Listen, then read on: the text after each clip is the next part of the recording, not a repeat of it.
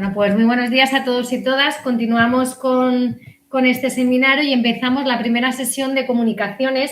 Pues yo creo que para mí es una ponente de lujo para estar en este seminario, que es la profesora Raquel Fernández Cobo, por dos razones. Uno, porque ella sabe mucho de literatura hispanoamericana, sabe mucho de didáctica y es una gran lectora, ¿no? Y yo creo que son tres condiciones para que alguien venga a hablarnos de la apertura del canon literario en Debe Tener, y las tiene la profesora Raquel Fernández Cobo. Su ponencia, como ya he anunciado, se titula Apertura del canon literario, la Argentina en pedazos como proyecto de narrativa transmedia. Para mí, la verdad que Raquel, es un placer contar contigo en este seminario una vez más, porque Raquel ha estado presente en todas las ediciones anteriores. Muchísimas gracias por participar y, como siempre, pues un lujo inaugurar contigo la sesión de comunicaciones.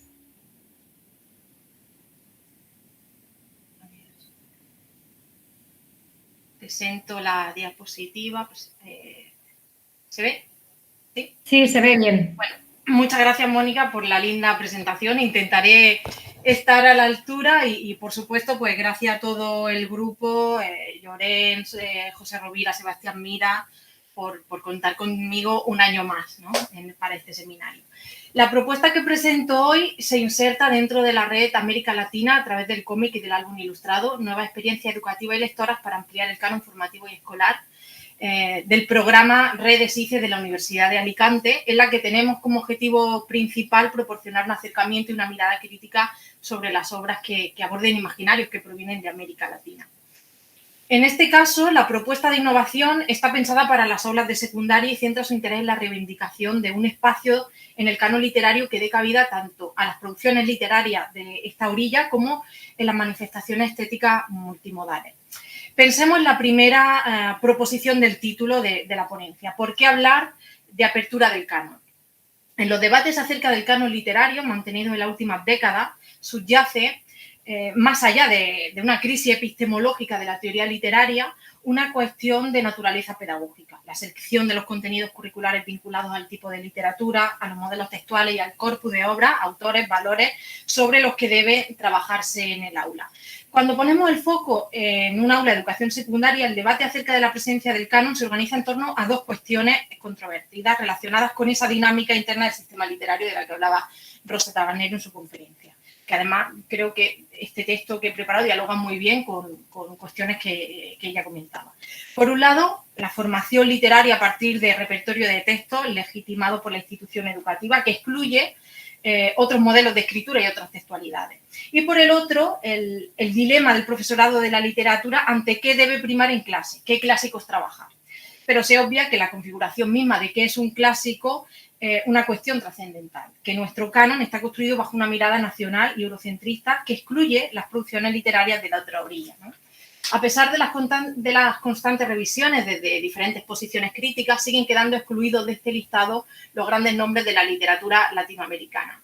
Y con ello también sus tradiciones y los modos de leer ligados a estas tradiciones. Es por eso que este seminario, cuarto seminario ya, ¿no?, de literatura latinoamericana en el aula, es importantísimo.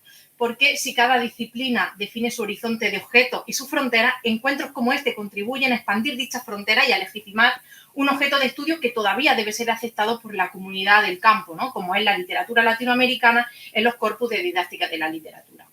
Pero ojo, tomar la palabra y dar un espacio son pasos necesarios, pero no suficientes, porque para renovar el campo, además de incluir las producciones literarias de América Latina dentro de los estudios de literatura infantil y juvenil, necesitamos también que la aproximación al objeto sea nueva. Lo que nos conduce a una pregunta trascendental, ¿no? Como investigadores, ¿desde dónde leemos? Rosa Tabernero ha dicho, ¿no?, en el turno de preguntas, desde dónde se escribe, pero desde dónde leemos como investigadores también es una pregunta trascendental, ¿no?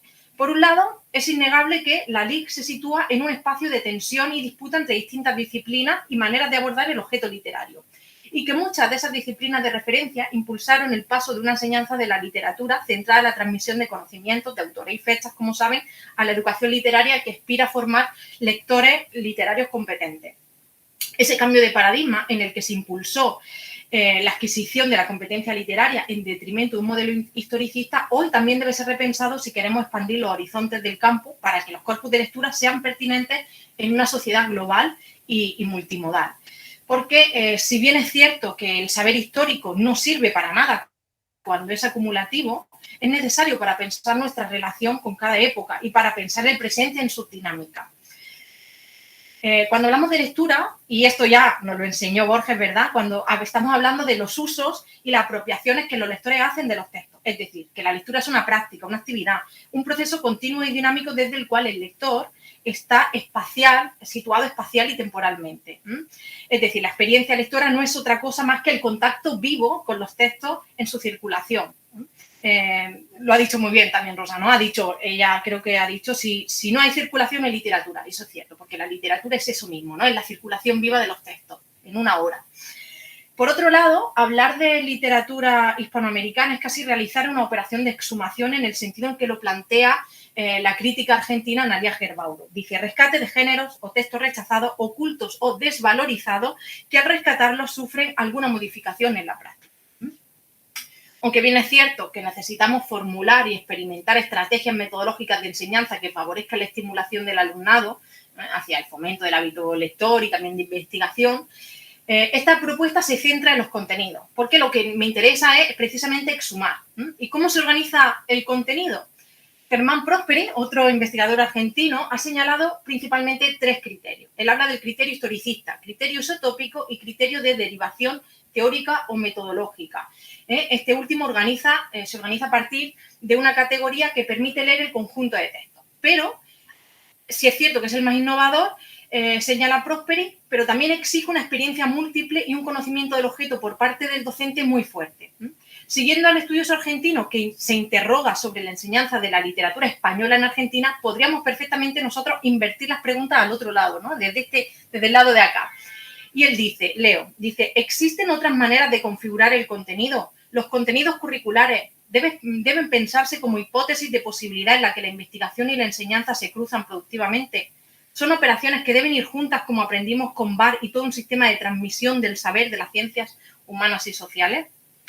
Este debate impacta de lleno en nuestras aulas universitarias, pero también en otros desarrollos tales como la educación literaria en primaria y secundaria, en el que la literatura hispanoamericana es casi un objeto ausente.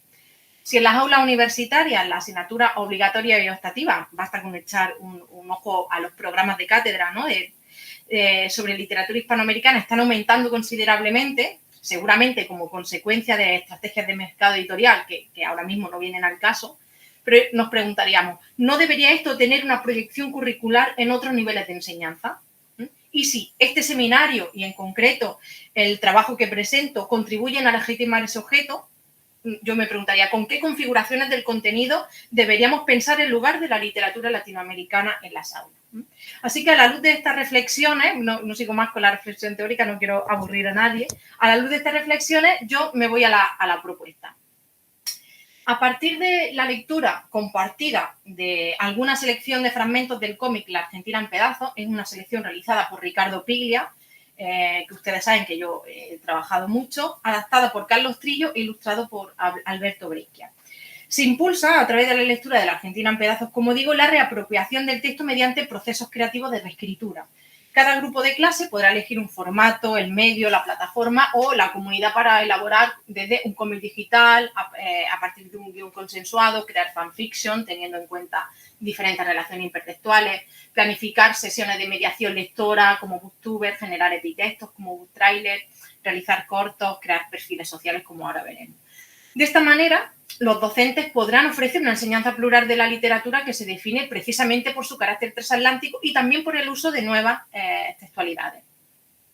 ¿Y por qué he seleccionado La Argentina en pedazos, ¿no? A mí me interesa el corpus en este caso. ¿Cuáles son las características de este corpus? Pues se trata, como pueden ver en el índice del cómic, de la historieta, en el índice de contenidos que tienen ahí en la diapositiva, de una suerte de antología de la literatura argentina publicada en la revista Fierro, en el periodo postdictatorial, en 1984, la dictadura terminó en el 83. Son una serie, como digo, de relatos representados bajo el código del cómic que recupera algunas de las grandes narraciones de la literatura e historia argentina. Como podéis ver en el índice de contenido, no están ordenados cronológicamente, sino arbitrariamente, aunque el relato inicial, como pueden ver, se trata del texto fundacional de la literatura argentina. Así el lector conoce historietas adaptadas que, desde luego, siempre pueden ser leídas de manera independiente al texto original y como pueden ver, tenemos El matadero de Echevarría, Un fenómeno inexplicable de Leopoldo Lugones, Historia del guerrero y la cautiva de Borges, Las puertas del cielo de Cortázar, un fragmento de Los lanzallamas de Roberto Al, otro de Boquitas pintadas de Manuel Puig, Los dueños de la tierra, e incluso una letra de tango llevada al cómic, ¿no? Como es la Gallola. La violencia de todo esto, de toda esta historieta es el tema central. Y es tomada la violencia como tópico principal que une a todas las historietas, lo que resulta una manera también de reflexionar sobre la identidad nacional en ese caso.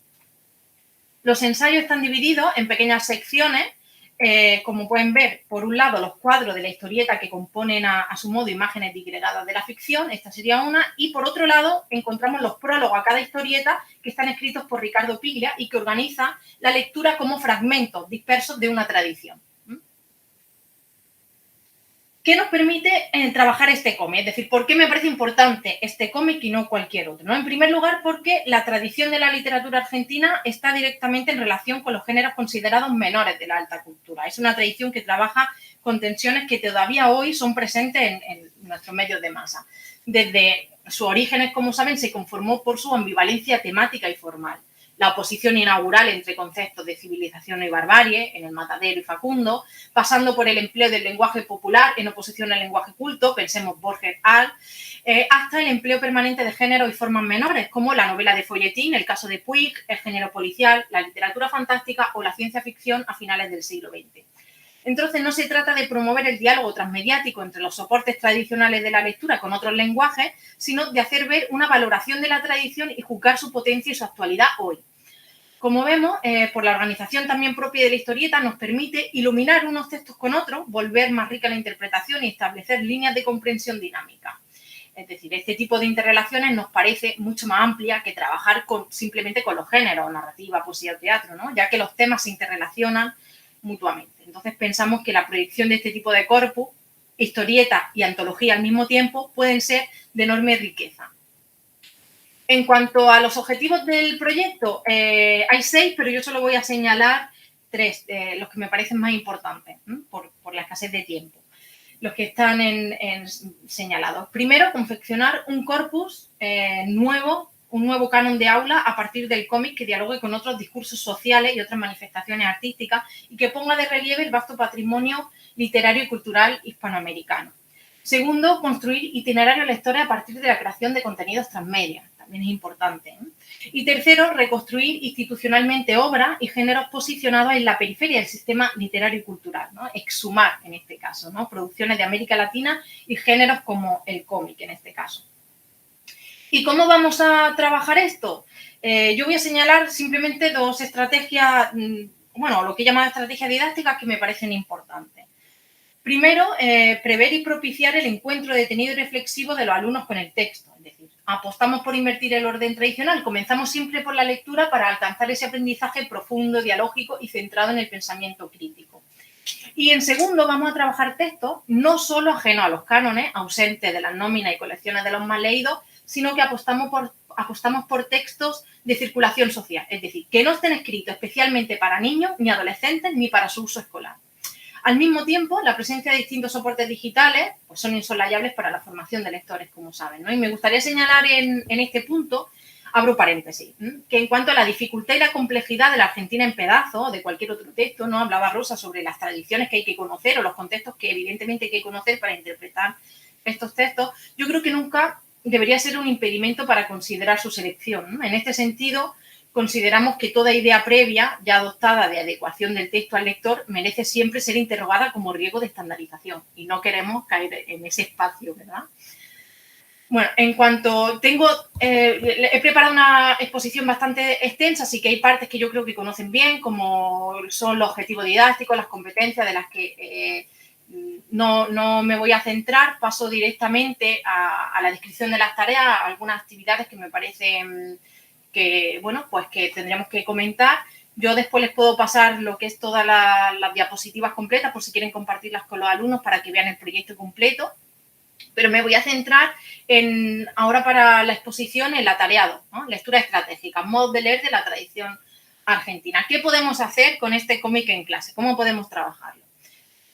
Lectura comparada de Casa Tomada, Cabecita Negra y Patrón, que son 3 textos que están en esta historieta antología. El docente puede presentar la lectura de Piglia y la Argentina en pedazos y proponer a los alumnos que se fijen en las posibilidades que se ofrecen en cada texto de acuerdo a quien sea el narrador o de acuerdo a qué dirían de la vida del personaje de la Nari, de sus características, costumbres, la familia, actividad, gustos, pasiones, modos de vivir, la ideología, etcétera, ¿no? Podríamos preguntarte, ¿qué viene el narrador? ¿Cómo te das cuenta? ¿Qué es el insomnio? Una lectura metafórica ve ese insomnio de la Nari como el insomnio de la clase media argentina. Entonces, ¿por qué es posible pensar esa lectura? Podríamos preguntar. Al mismo tiempo, Cabecita Negra puede considerarse la versión irónica de Casa Tomada de Julio Cortázar. Casa Tomada expresa fantásticamente esa angustia, sensación de invasión que el Cabecita Negra provoca precisamente en la clase media, ¿no? Además, el texto de Rosenmayer cita explícitamente dentro de su texto a Cortázar, ¿no? Dice, la casa estaba tomada. Otro ejemplo puede ser interesante discutir en grupo la confrontación de la construcción de la figura del otro desde la escritura. Por ejemplo, en Borges y Cortázar, el otro es lo monstruoso, ¿ya? Nos vamos al género fantástico. Pero en Rosenmayer y Castillo, la violencia, ¿no? También juegan con el género policial. Otro ejemplo es realizar una lectura de Operación Masacre, que también aparece. Hay varias versiones porque la revista Fierro luego se editó 2 veces, hay varias versiones de la Argentina en pedazos. En esta que yo tengo descargada que os presento no cierra con el relato de Walsh, sino que cierra con el relato de Roberto Alt, pero en la segunda edición, que si la quieren también se las puedo pasar, cierra con un relato tan importante como Operación Masacre, ¿verdad? De Rodolfo Walsh. Entonces, a partir de esa historieta, de esa pequeña historieta que se selecciona de Rodolfo Walsh, se pueden construir biografías ficticias, ¿no? Por ejemplo, podríamos preguntarles cómo reconstruiríais las biografías de Jacinto y Mauricio, qué hechos rescataría. Se puede reflexionar entonces acerca de lo relevante entre la biografía y de lo desechable, ¿no? También acerca de lo subjetivo y lo objetivo. Y, por supuesto, de la distinción entre la ficción y la no ficción. Después, la siguiente tarea después de esta lectura crítica sería, digamos, trabajar la lectura también con prácticas de escritura multimodal. Yo, en este caso, ya no me queda mucho tiempo, ya para ir concluyendo, he puesto el ejemplo, ¿no? Cuando trabajamos a Walsh podemos trabajar, como he dicho, con biografías. ¿Qué prácticas podemos hacer multimodales? Crear perfiles biográficos, en este caso de escritor de Rodolfo Walsh. Ya hay un proyecto, encontramos en Argentina, estuvieron trabajando el proyecto Walsh, donde crearon biografías de personajes y también del escritor a través de las redes sociales. Cuando trabajamos con Casa Tomada ya son harto conocidos los innumerables, ¿no? Cortos, películas y trabajos audiovisuales que hay sobre Casa Tomada y que se podían trabajar en el aula, ¿no? Yo he puesto ahí unos ejemplos del proyecto Experiencia Cortázar que se ha trabajado en algunos centros. También incluso se pueden trabajar el diseño, ¿no? De la casa de los 2 hermanos de Casa Tomada, que lo tienen aquí a la izquierda. Y bueno, evaluación, de aquí me voy porque me quedo sin tiempo. Para concluir un poco, ¿no? Para algunas conclusiones, para ir cerrando, yo creo que estamos seguros de que hay que correr el riesgo de transformar el canon para desnaturalizar las tradiciones de la enseñanza de la literatura en nuestras prácticas. En este sentido, es importante señalar que ni las TIC ni las narrativas transmedias garantizan en sí mismas la construcción del conocimiento, ni procesos de reflexión, ni producción activa por parte del alumnado. Es necesario centrarnos en los contenidos y en el conocimiento que tiene que tener el docente de esos contenidos, precisamente. Por ese motivo, y de acuerdo con los aportes de Cole, es fundamental colocar en el centro del aprendizaje los contenidos curriculares. No consiste, en este caso, en acercar la cultura a los lectores, sino se trata de establecer un diálogo permanente entre todas las prácticas y manifestaciones culturales y artísticas para producir nuevas significaciones y nuevos vínculos en un plano estético y político, como también señalaba Rosa. Así que, bueno, lo dejo aquí. Muchísimas gracias. Bueno, muchísimas gracias a Raquel por ajustarse al tiempo. Yo creo que ha presentado una propuesta muy interesante de transformar el canon a través de esa narrativa de transmedias que yo creo que es tan atrayente para nuestro alumnado y, como siempre, certera, y ha sido una comunicación muy interesante para empezar esta sesión de comunicaciones. Muchas gracias, Raquel. Continuamos ahora con... Hay un pequeño cambio en el programa. El profesor Josep Hernández de la Universidad Complutense de Madrid ha tenido un imprevisto, ya lo hará esta tarde. y en el lugar de José Rovira Collado, y tenemos, por tanto, ahora hemos hecho ese cambio. Sube a la sesión el profesor José Rovira, secretario académico de estas jornadas, y nos va a hablar de las iteraciones sobre la historieta y la literatura hispanoamericana en el aula. Si alguien sabe de cómic en esta universidad es el profesor José Rovira Collado, y si alguien sabe de cómic en las universidades de cómic y educación, yo creo que en España pues un referente sin duda es Unicómic, es el grupo de José Rovira Collado y del profesor Eduard Baile, también docente de esta universidad, que yo creo siempre tenemos que acudir a ellos cuando sabemos de cómic y más también pues cuando miramos hacia América Latina. Por tanto, le doy la palabra ya, también pidiendo que se ajuste al tiempo y agradeciéndole, ¿no?, que haya sido una traca a mano armada el cambiar en el programa a última hora, y José Rovira es generoso y siempre nos dice que sí. Cuando quieras, José. Muchísimas gracias, compañera. Pues bueno, en este sentido, solamente agradecer a la mesa, a las compañeras, la comunicación de Raquel Fernández, como me ha parecido muy acertadísima por algunas cuestiones que voy a hablar, y simplemente pues también citar a Eduard Baile, porque me has dicho de Unicómic no solamente somos Eduard Baile, también es Sebastián Miras, también es Mónica Ruiz,